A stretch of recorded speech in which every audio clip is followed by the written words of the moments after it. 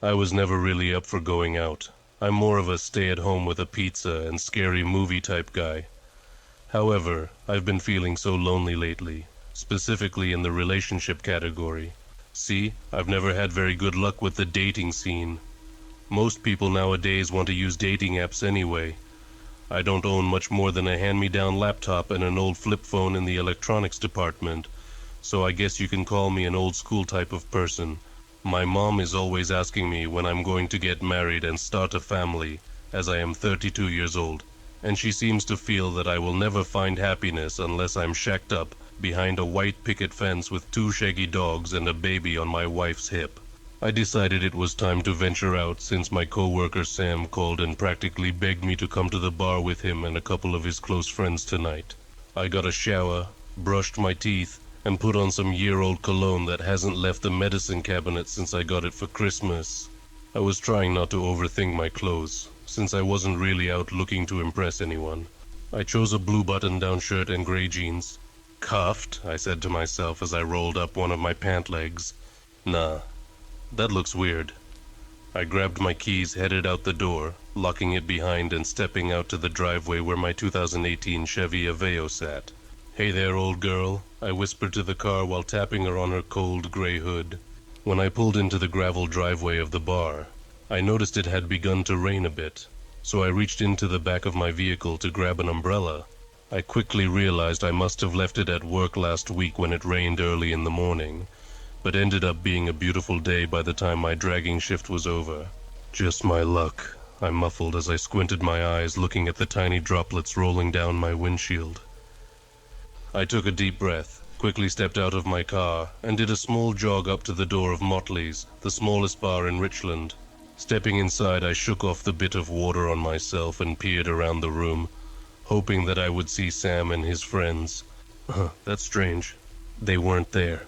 In fact, aside from the scraggly old man behind the bar serving drinks to a man who had clearly been through some sort of rough patch and decided to come costume the pain away, there was only one other person.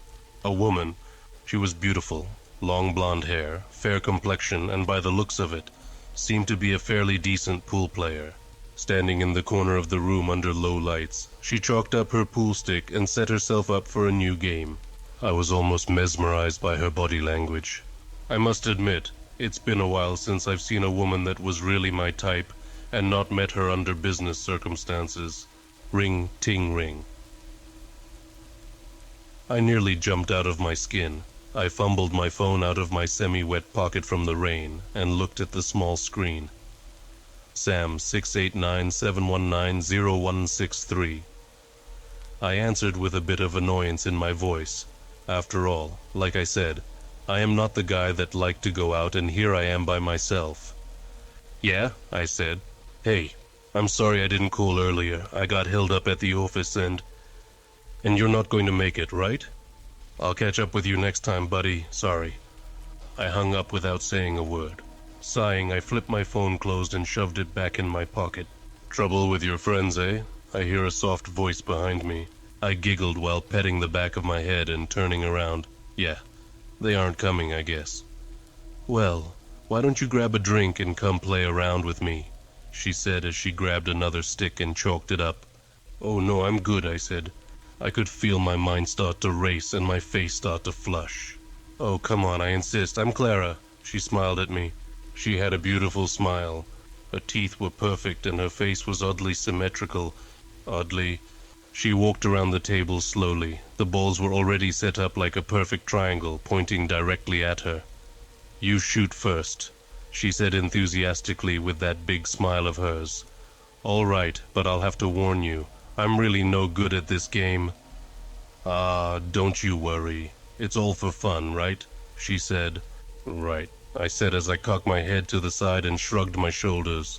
After a game that turned up much better than I imagined, and much talking about our work, random questions getting to know one another, and a brief chat of why I was extremely annoyed at Sam for once again inviting me out and ditching me, she questioned whether I wanted to play another round.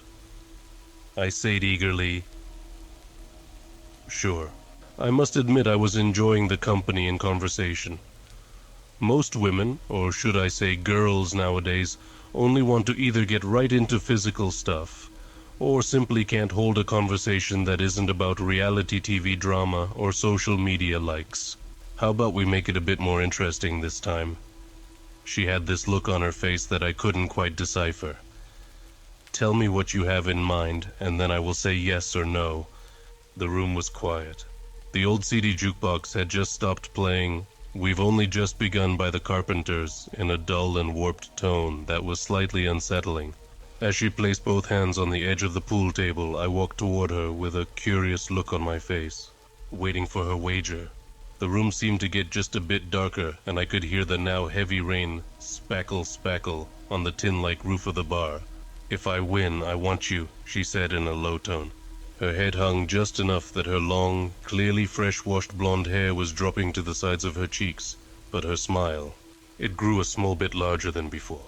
She glanced up at me as if waiting for an answer. I stammered. No woman had ever said that to me before. I honestly wasn't sure what to say. "Well?" She grew impatient while tapping her well-manicured fingernails on the wood panel table side. "What do you say?" I assumed this meant we would be going back to my place. I hoped she wouldn't mind the smell of microwave Chinese food and noisy neighbors. That's pretty much all my townhouse consisted of, besides a few pieces of old furniture and my king-size bed. "And if I win," I said confidently. I felt as though I was ready for whatever was about to happen. She was a mature, beautiful woman who had held up good conversation and had an open mind. "We'll just see about that." She winked at me while still grinning. It's almost as if... She never stopped smiling at me. We begin the game.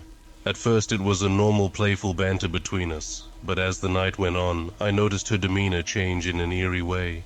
Every time I made a shot, she grew almost angry. And every time she made a shot, she seemed relieved and even more excited than one should be over a game. Thinking it would lighten the mood, since I had made 3 shots in a row, I started to ask, "Can I buy you a drink?" "No, no, thank you," she interrupted at first and then smiled again at me as she finished her denial. We were getting down to the wire and my palms grew clammy. She was winning at this point, and all I could think of was that I was probably just going to be a letdown to this gorgeous woman if she wins. Just a few moments later, she hit the 8-ball in. Well, she said with a low chuckle. "Looks like I won, and it's time for you to hold up your end of the bet." Her smile looked dry. She looked tired, restless. She grabbed her jacket, tossed it over her shoulder casually.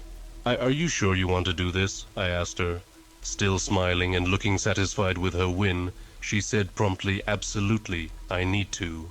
With a small nod to each other, I grabbed my keys out of my pocket and began escorting her towards the door and outside. It was still raining, but it wasn't cold. It was muggy enough that the air was almost palpable.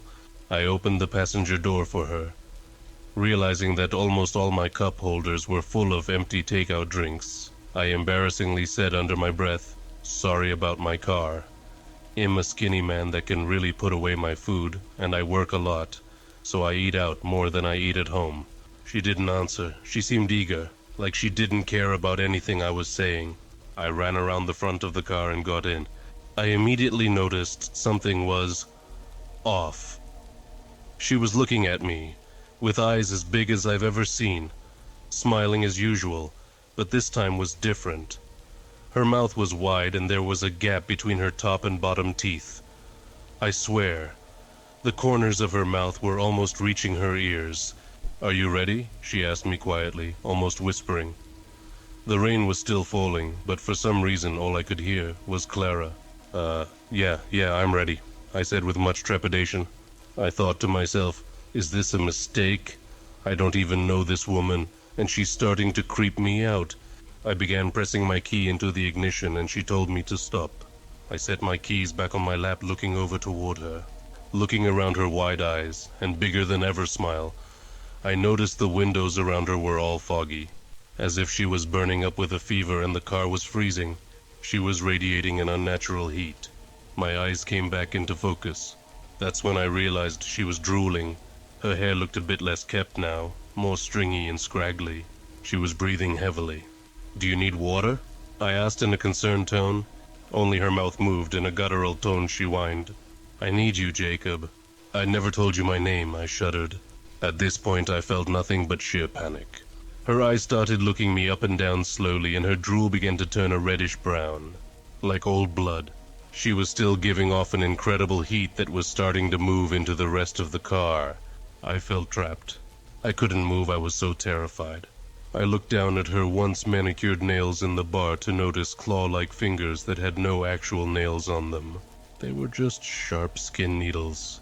They were tapping on her legs. "I must have you," she mouthed. Her arms were locked, stretched out and stiff, and her head had become hunched over. It's almost like her neck was reaching for my flesh. I heard a rapid bang bang bang on my car window, and I screamed louder than I have ever before and flung my car door open. "What are you kids doing in here?" It was the old man bartender. He must have been making sure he wasn't having any funny business in his parking lot, since the whole car was fogged up from Clara's body heat. "Oh, sorry, I didn't realize you were alone. Have a good night." I rapidly swung my head around, confused at why he wasn't running away at the sight of this monster sitting next to me. She was gone. It was just me and my no longer transparent windows. That is the only evidence of her there was, other than a small drop of her spit on my gear shifter. Believe me, I checked. I wasn't leaving until I knew that this woman, this thing, wasn't with me anymore. I took an old rag out of the back seat and wiped off the windows, turned on my car and drove back home. I still think she's coming for me, for my end of the deal. I see her smile in the moon. I see her silhouetted in shadows and highlights as the lamp in my room casts onto my empty walls in the late nights. I will never go to that bar again. I never want to leave my house again. But believe me, I don't think these walls are stopping Clara from finding me again.